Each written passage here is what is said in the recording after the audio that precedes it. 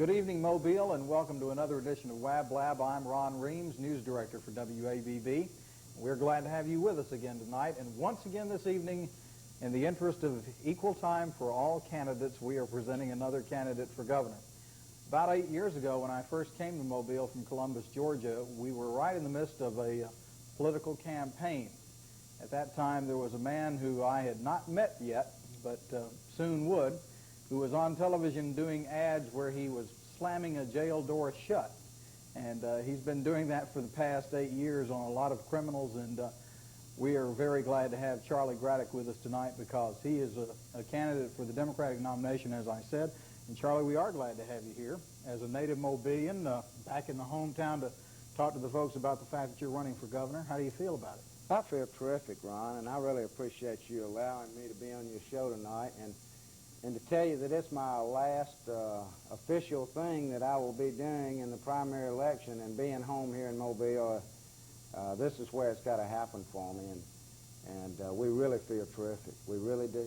Now, I understand that you and Corinne are going to be going to E.R. Dixon tomorrow morning. If any of you folks voted E.R. Dixon, if you want to go vote at the same time Charlie does, I'm sure all those folks are going to want to have you there all at one time, but you'll be down there at 10 o'clock tomorrow morning for 10:30, something like that. We're going to vote, and I have the whole family here, and of course my mom and dad still live here, and my wife's mother and daddy live here, and if I can get all my family out to vote, I might get in a runoff.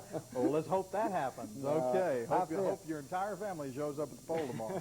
I feel good about it. I really do, Ron. Things are going well. I hope everybody who's watching us tonight will do the same thing, because that's been the entire point of us having people like Charlie and George McMillan and Doug Carter on, is the fact that we're trying to inform you so you can make a good decision as to who you ought to vote for in either the Democratic or the Republican primary tomorrow, whatever the case may be, whichever one you're planning on voting on.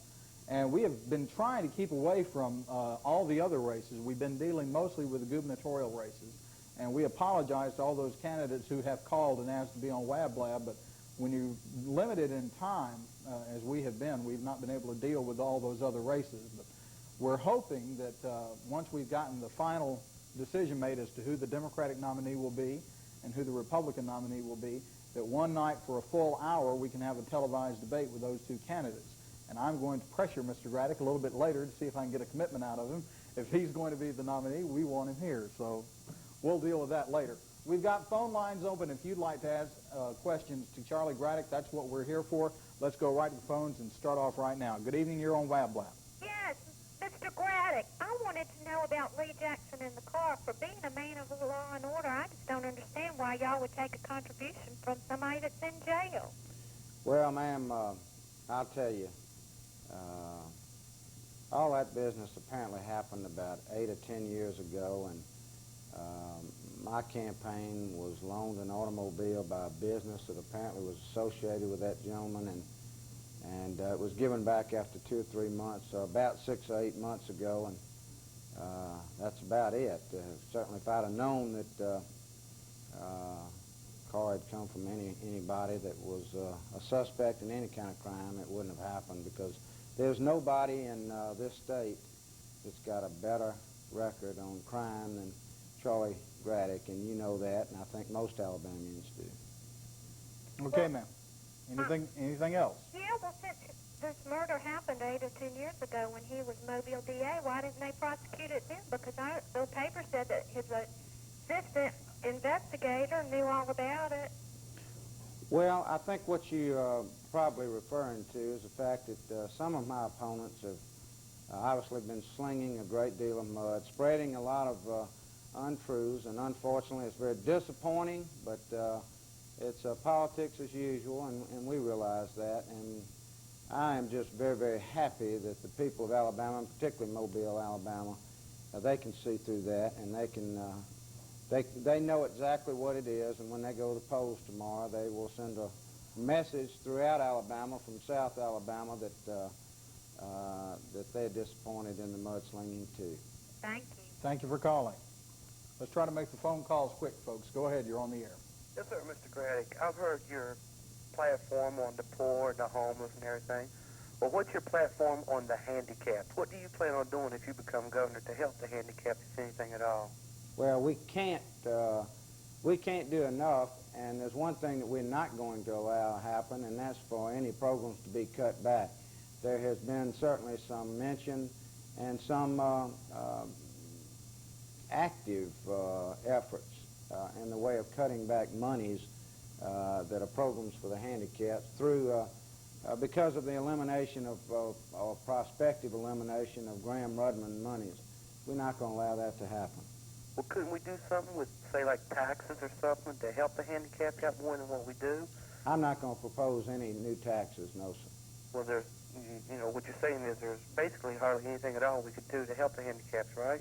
No, I'm saying that I think the people who are helping the handicapped now are one dedicated group of people, and the programs that we have for the handicapped are adequate at best. And, of course, we've got to concentrate our efforts on spending our money as wisely as we can in all fields, and you're not going to see a Graddick administration cut back on helping the handicapped. All right, and thank you, sir. Thank you for calling. Okay, go ahead. You're on WABB Blab. Yes, Mr. Graddick. I was wondering what your policy on youth imprisonment is. Youth imprisonment. Yes. My policy on youth imprisonment? Yeah, I know you're tough on imprisonment, but what is your policy on youth imprisonment? Can you be a little more specific, because I'm not sure I follow you? My policy on youth imprisonment... I mean, how do you feel about youth imprisonment? Well, I hate for any youth to have to go to prison. But if an individual commits a serious offense and he's of the age that they've got to go to prison, then so be it. I'm not real sure what exactly what the question is. I'm not really sure either. What are you specifically asking? I'm just wondering how he feels about youth imprisonment, youth center, that kind of stuff. The youth center. Right. What are you talking about? Juvenile detention, or Yeah. are you talking about sending teenagers to prison? Talking about juvenile detention. I Okay. mean, yeah. That's something a little bit different. Well, it is. If you're talking about juvenile detention, I think we've got a very good juvenile court system in Alabama, and I think that Frank Lee Youth Center, if there's anything in our prison system at all that's doing anything worthwhile, it's Frank Lee Youth Center that's handling the youthful offenders. But if an individual is sentenced to the penitentiary and they're 16, 17, 18 years old, you can rest assured they committed the kind of offense that they deserve to go to the penitentiary. And, of course, that determination is made by a judge. And if a person commits a serious offense, a violent offense, and a jury finds that person guilty, in my judgment, that individual ought to spend time in the penitentiary. Okay, thank you. Thanks for calling. Go ahead. You're on WABB Blab.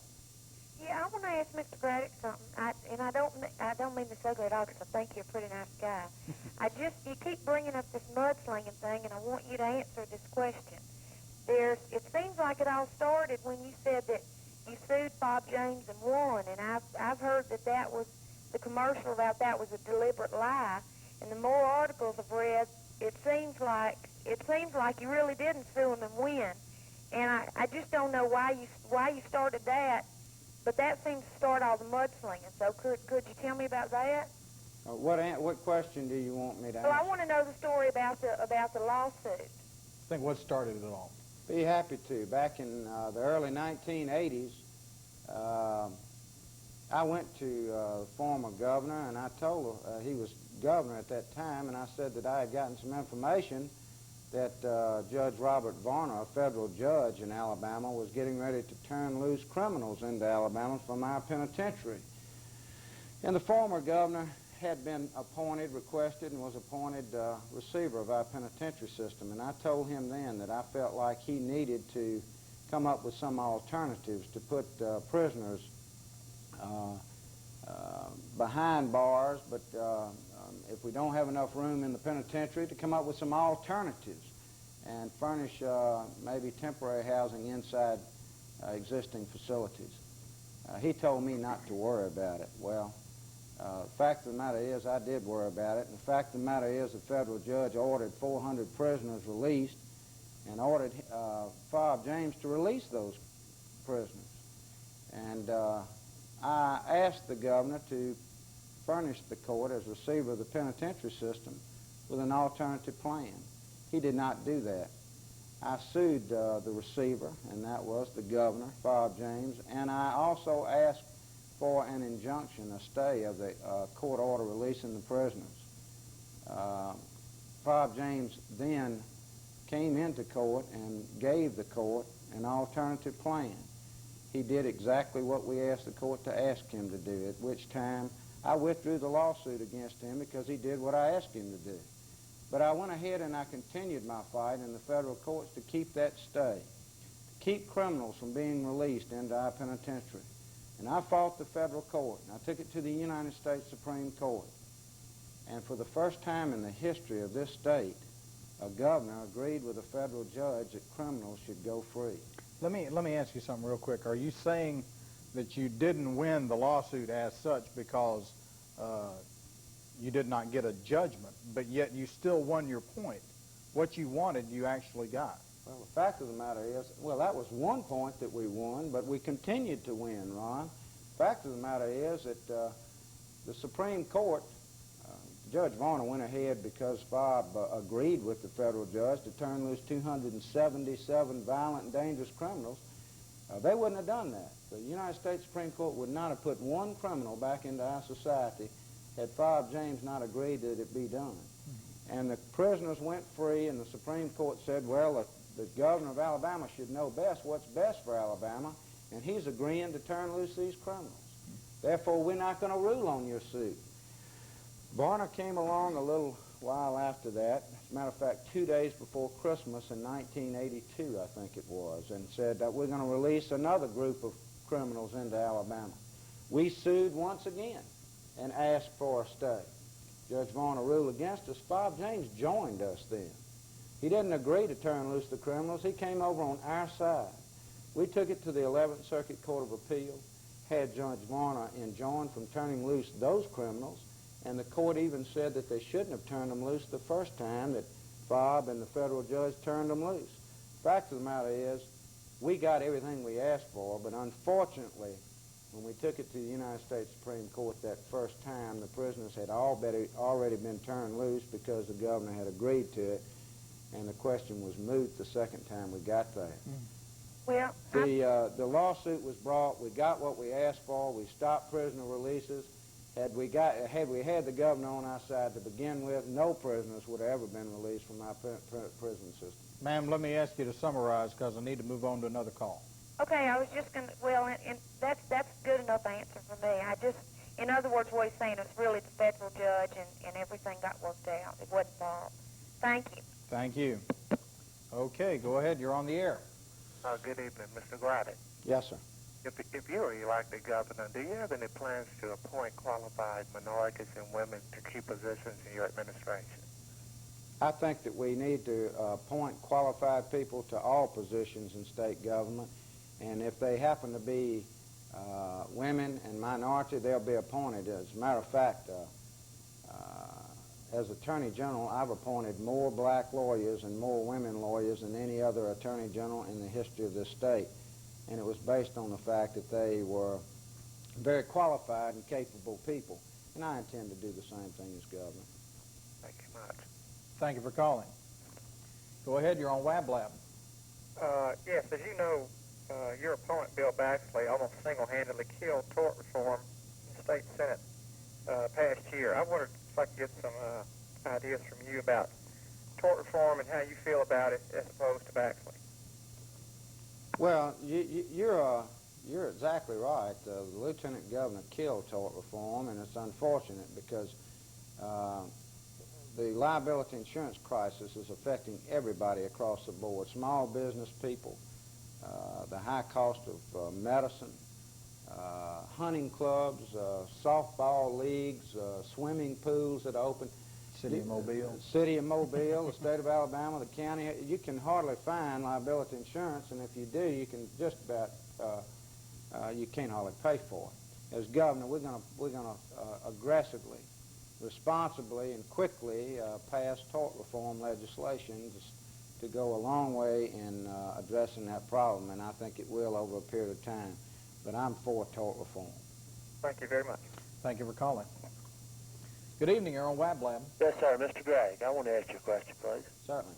I own a private package store, and I was just wondering, what is your stand on maybe the state getting out of the liquor business altogether and turning it back over to the individual package store owners?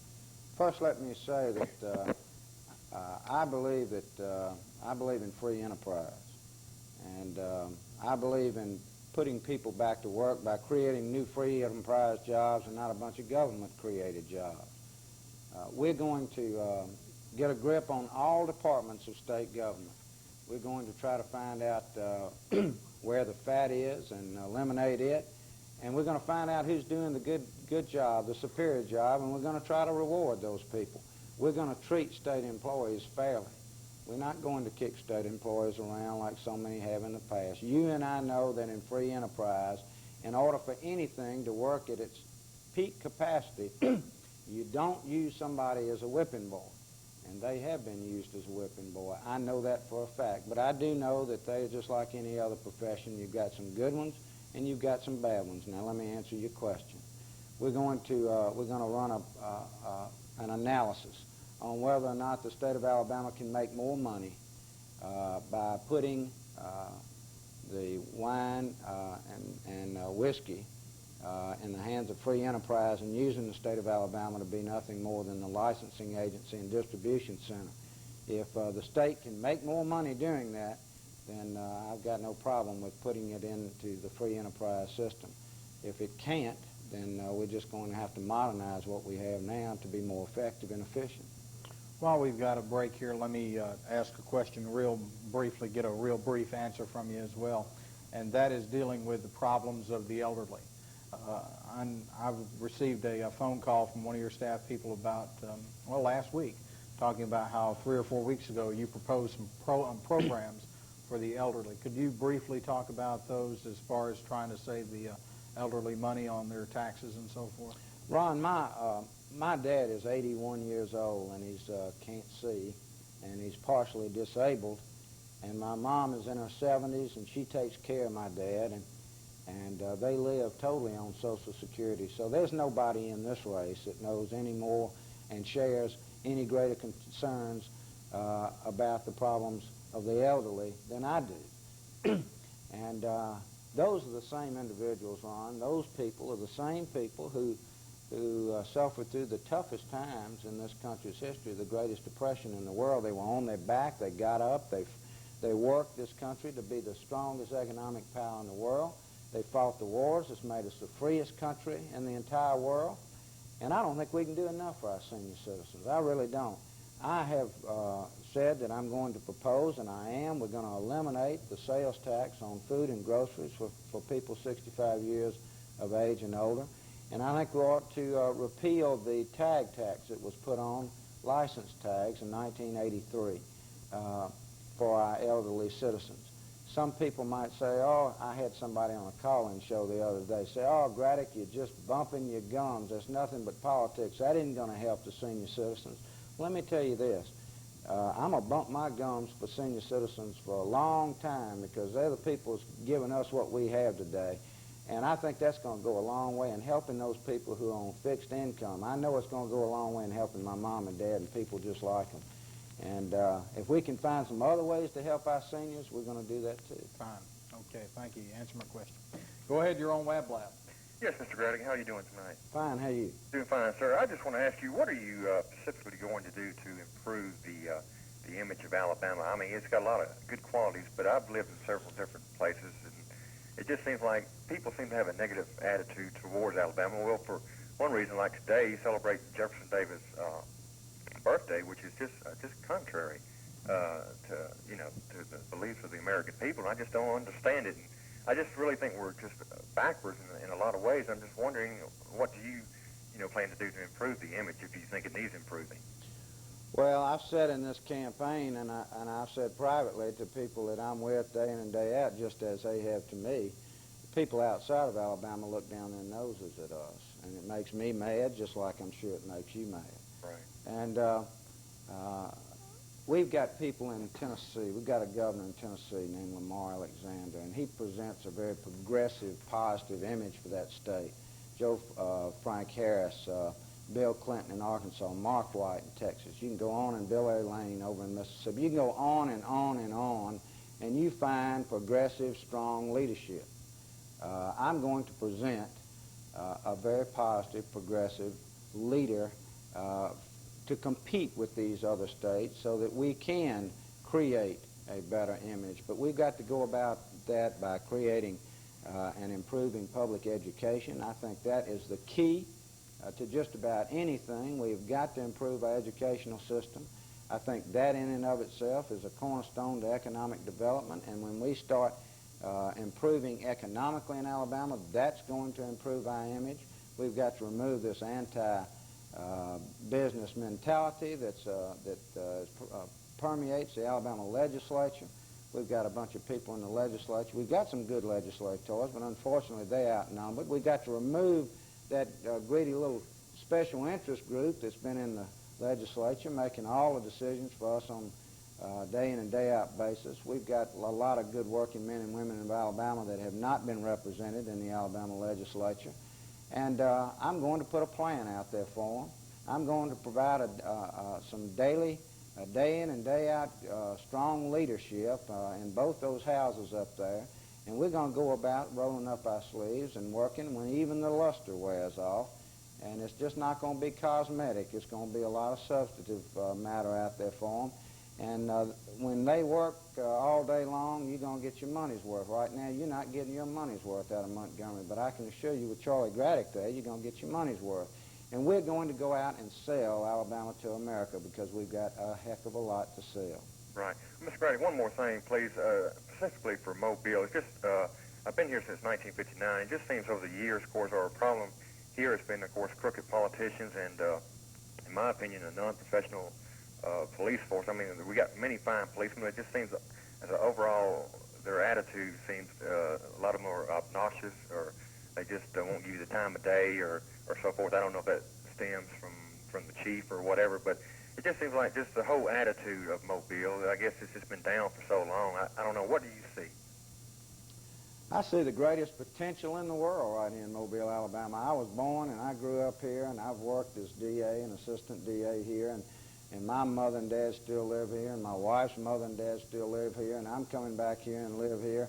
And I think this is probably one of the brightest spots in the world, and I just believe that we've got so much to offer the people of Alabama and the Sun Belt, and with the right kind of leadership and the right kind of attention, Mobile can just be what it wants to be. And I can assure you with Charlie Graddick as governor, there's no telling what Mobile can do. Well, thank you very much, sir. Thank you. Okay, we've only got a couple of minutes left, and we'll have to make this probably our last phone call.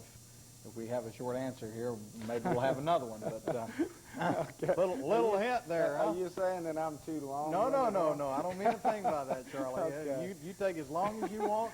Just don't go over the next 2 minutes. Okay, go ahead. You're on the air. Okay, my question is about in voting tomorrow. How would you go about it, or is it possible to vote for somebody like a Republican and for like a House seat and yet vote for you? Okay, let me explain that, because that's a... I want to explain a please vote for me and don't vote for the Republican. Yeah, he don't want you to vote in the Republican primary. The thing is, this week you have to choose whether or not you are going to vote in the Republican or the Democratic primary. This election, you'll have to do the same thing when the runoff time comes around. It's in November that you can vote for either Republican or Democrat. But tomorrow, the fact is, you have to choose one or the other. So you can't go in and vote for Mr. Graddick, and then if you live in a House district that has a Republican battle going on, you can't go vote for one of the Republican candidates. You have to choose which primary this time. Okay, thank you. All righty. Go ahead, Charlie. What you got to say? Please vote in the Democratic primary for governor, and vote for me if you would. It means a lot. It really does. It's going to be a close race, and I believe this area is going to be a key to Charlie Graddick getting in a runoff for governor, and we need your support. Okay, we've still got a couple of lines that are holding, and I'm going to ask you to hold on. We'll take your phone calls after we go off the air, but we need to close it off here. And I've got a couple of things I need to tell you before we do. So we got just 1 minute left. First of all, Charlie, thank you for being here. Okay? Ron, I appreciate you having me here. I'm glad that you Good came to be home. Yeah, well, we're glad to have you here. And I'm sure that people come out and see you tomorrow morning at E.R. Dixon, maybe? I hope so. I hope so. I hope they'll go vote tomorrow because it means so much for Mobile. It means so much to Charlie Graddick. It means so much for the future of Alabama. Right. Where are you going to be tomorrow night? Going back into Montgomery and count the votes. Okay. And we're going to be right here in Mobile, so let me talk to you about that. We're going to be counting votes, too. And we hope that you will take the time to listen to your radio tomorrow night, either on WABB AM 1480 or 97 FM. Cray Yarborough will be there anchoring at the radio station. I'll be down at the Mobile Press Register building where we'll be tabulating all the votes, and we want to thank the folks at the Press Register for letting us come down there and get all the voting results. But we'll have complete election returns sometime after 7 o'clock tomorrow night. Be sure and go to the polls tomorrow, please. It's your right, it's your privilege, and remember, if you don't vote, you don't have a right to gripe. I'm Ron Reams. Thank you for joining us, and good night, everybody.